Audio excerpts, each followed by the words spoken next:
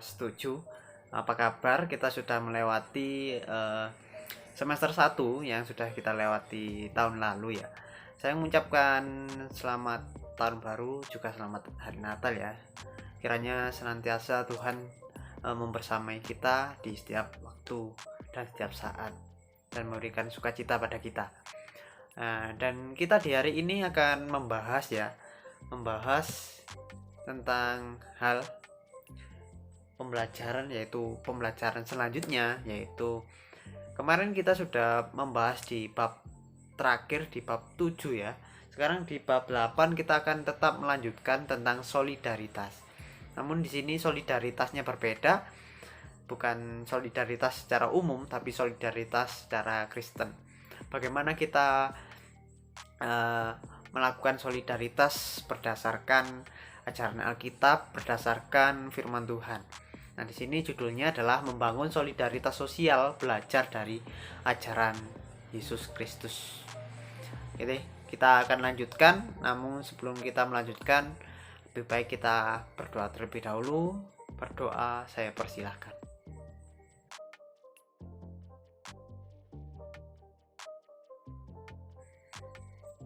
Berdoa selesai.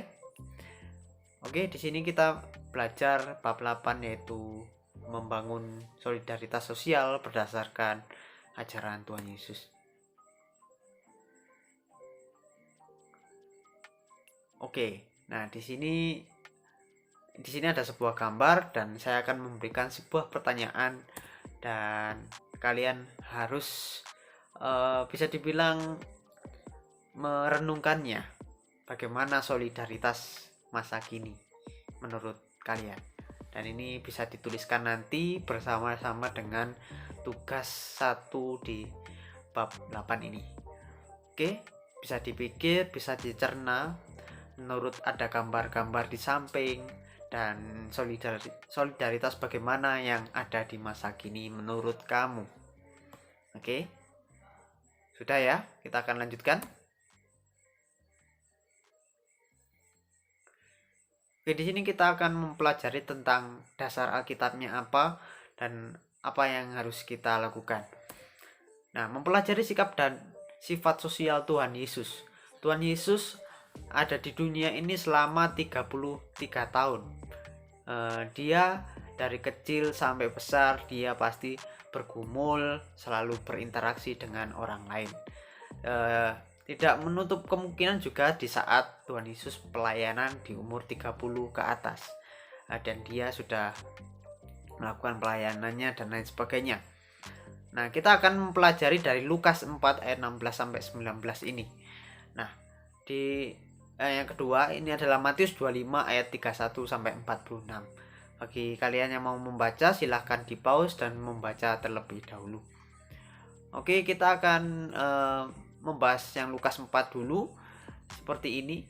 Nah, di Lukas 4 ini ada sebuah penolakan ya. Penolakan. Kalau bicara tentang penolakan, pasti kita tahu ya. Kita tidak diterima, kita disingkirkan di suatu tempat dan lain sebagainya. Dan inilah yang dirasakan oleh Tuhan Yesus. Inilah yang dialami Tuhan Yesus. Nah, apa hubungannya tentang hal-hal sikap dan kesosialisasian ke hal sosial yang dilakukan oleh Tuhan Yesus atas kejadian penolakan ini? Nah, kita akan lihat apa saja yang kita beri poin. Nah, tidak pandang bulu dalam melakukan sosial interaksi. Nah, di sini tidak pandang bulu dalam sosial interaksi ini sudah pasti. Tuhan Yesus di sini seringkali berinteraksi dengan siapapun, muridnya, dengan orang-orang yang bertemu dengan dia di pasar maupun dimanapun, bahkan orang berdosa sekalipun, pelacur dan mungkin pemungut cukai dan lain sebagainya, bahkan orang Farisi dan imam-imam besar. Nah, dia melakukan sosial ini pasti berinteraksi. Nah, berinteraksi tentang apa sih ya? Tentang mungkin hal-hal penolakan, tentang hal-hal yang berbicara tentang firman Tuhan, tradisi Yahudi, lain-lain sebagainya yang ada sangkut pautnya dengan firman Tuhan. Yang kedua, tidak memiliki eksklusivisme. Eksklusivisme ini memandang diri Tuhan ini begitu tinggi dan lain sebagainya. Nah, kita sudah tahu bahwa Tuhan itu lahir di kandang domba. Dia itu mengambil rendah sebagai sebuah ciptaan atau manusia, sehingga dia itu terlihat rendah walaupun dia adalah sosok Tuhan. Nah, di sini Tuhan pun di saat bertemu dengan manusia lain, murid-muridnya, Tuhan juga tidak merasa tinggi, Tuhan juga tidak menunjukkan keilahiannya begitu dalam atau sembahlah aku, pujilah aku, tidak. Tapi Tuhan tetap melakukan interaksi dengan baik layaknya seorang manusia yang memiliki kerendahan hati. Nah, itulah sikap sosial Tuhan Yesus. Nah, mungkin di atas dasar penolakan yang terjadi tadi, Tuhan Yesus ini juga pasti tetap memiliki sebuah pembenaran atau justifikasi atas dirinya, dan pasti mempertahankan bagaimana firman Tuhan itu ada pada dirinya. Yang salah, yang benar maupun yang keliru pasti dibenarkannya. Nah, dapat menerima pendapat orang lain. Nah, dapat menerima ini pasti Tuhan Yesus ini sebagai orang yang bisa mendengar orang lain. Dalam arti dia adalah pendengar yang baik. Saat orang lain sedang mungkin menceramainya, mungkin menolaknya, melakukan penolakan, dia tetap mendengar. Tetapi Tuhan tetap juga melakukan justifikasi terhadap dirinya, bahwa dirinya itu melakukan hal yang benar, hal yang sudah seturut dengan Bapaknya atau Allah. Kita lanjut di Matius 25, yaitu ajakan untuk melakukan diakonia. Di Matius 25 ini sudah tertera ya, jika ada pernyataan bahwa jika aku lapar, berikan aku makan, jika aku haus, berikan aku minum, jika aku tidak memiliki tempat tinggal, berikan aku tumpangan, dan lain sebagainya. Dan ini adalah ajakan diakonia yang dilakukan oleh Tuhan. Nah, ini mewujudkan bahwa kasih itu tidak hanya sekedar kepada Tuhan saja, tapi kepada sesama, dan itu harus sinkron. Nah, kita di sini membicarakan tentang diakonia. Diakonia itu adalah tugas gereja yang salah satunya adalah mewujudkan kasih kepada orang-orang yang membutuhkan. Nah, ini adalah sikap yang harus kita contoh, sikap yang harus kita gunakan terhadap orang lain di saat kita melakukan hubungan sosial dengan orang lain. Nah, seperti itu. Kita akan berbicara sosial tentang hal yang umum. Manusia adalah makhluk sosial, juga makhluk individu. Jadi manusia itu tidak bisa hidup sendiri, manusia pasti hidup berkelompok, manusia mungkin di saat sendiri pun juga merasa kesepian dan lain sebagainya. Namun di sisi lain juga manusia adalah makhluk individu yang membutuhkan waktu sendiri, quality time sendiri untuk melakukan atau mengembalikan semangatnya atau juga merenung dan lain sebagainya. Nah, jadi kedua sisi ini ada dalam diri manusia dan tidak bisa dipisahkan, karena manusia memiliki sikap dan sifat masing-masing. Nah, kita pelajari tentang Adam dan Hawa.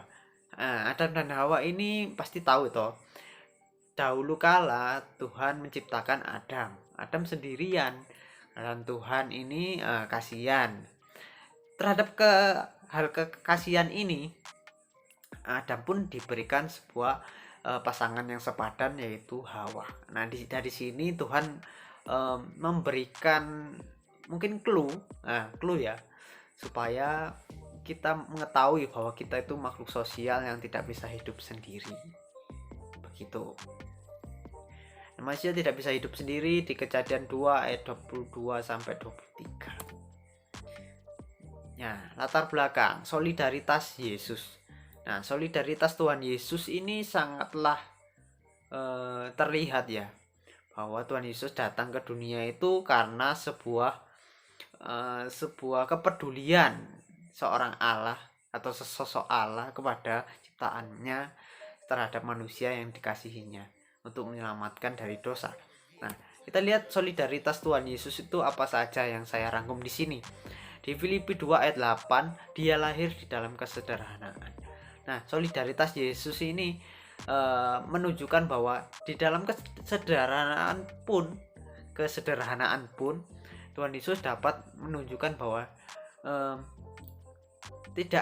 tidak ada manusia walaupun sederhana itu yang benar-benar rendah.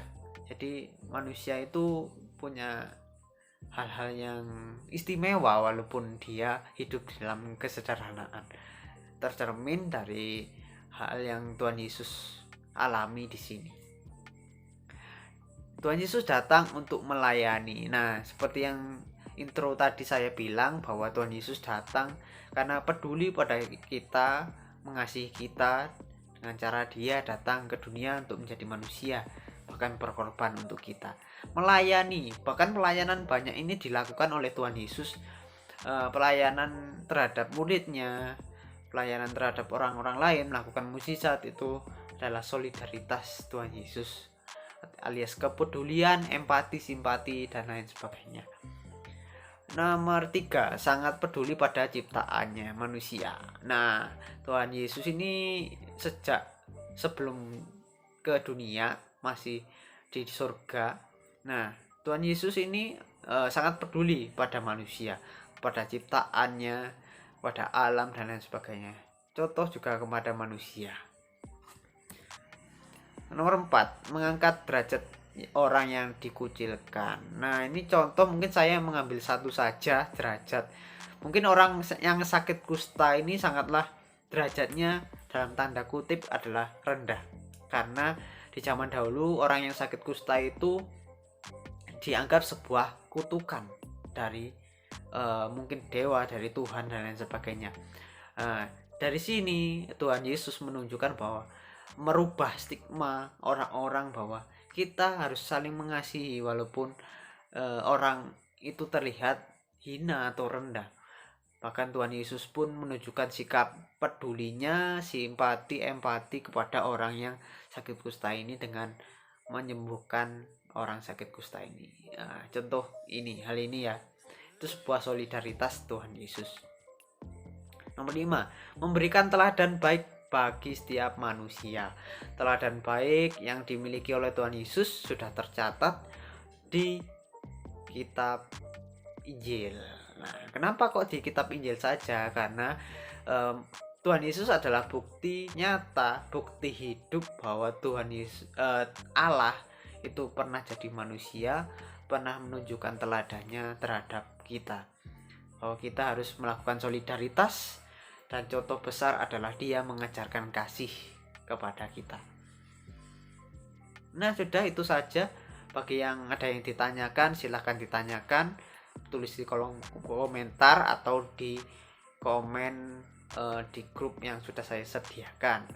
Oke, ini untuk tugas 1 tema 8. Ya, bisa ditulis, bisa dikerjakan, nanti dikumpulkan sesuai dengan info yang saya berikan. Oke, begitu saja untuk yang saya jelaskan. Tuhan Yesus memberkati kita semua.